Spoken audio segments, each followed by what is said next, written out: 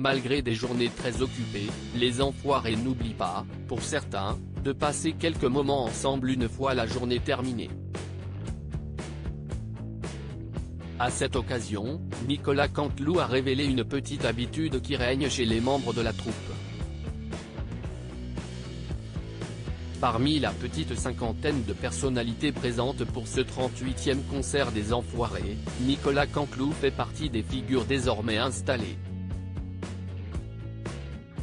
En effet, l'imitateur qui officie au quotidien sur TF1 est arrivé en 2012 dans la troupe.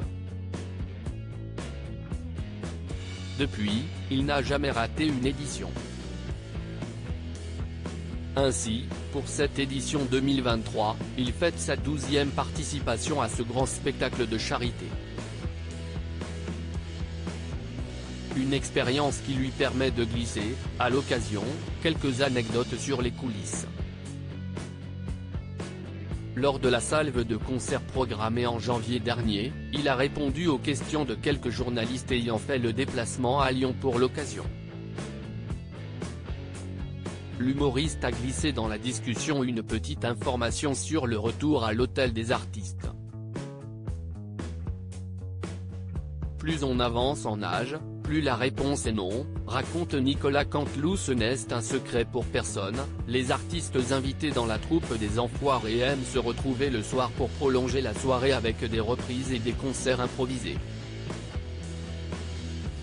Et ce, même s'ils rentrent de leur journée de répétition à 1h. Nicolas Canteloup raconte, non sans une pointe de dérision, qu'une fois à l'hôtel la question qui se pose dans l'ascenseur: si est-ce tu descends, toi ?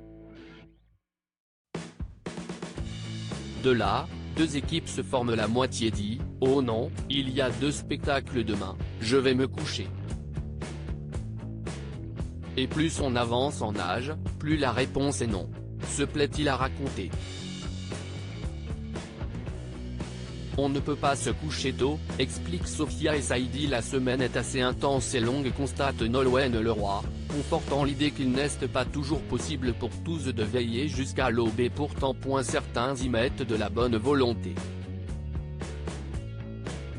Sophia Essaidi, petite nouvelle cette année, découvre la machine et confirme, on a beaucoup de choses à faire, on a une dizaine de tableaux chacun, les chorégraphies, donc il faut assurer. Celle qui depuis quelques années tourne plus pour la télévision que dans les salles de concert ajoute, il y a un rythme assez dingue, les spectacles se terminent tard. Le temps de rentrer, de décompresser, de manger et de discuter un peu, il est 3h du matin. On ne peut pas se coucher tôt. Un baptême du feu qui ne semble pas avoir dérangé l'ancienne candidate de Star Academy. À lire aussi, elle s'adapte à nos complexes. Joyce Jonathan révèle un détail sur les costumes des Enfoirés 2023.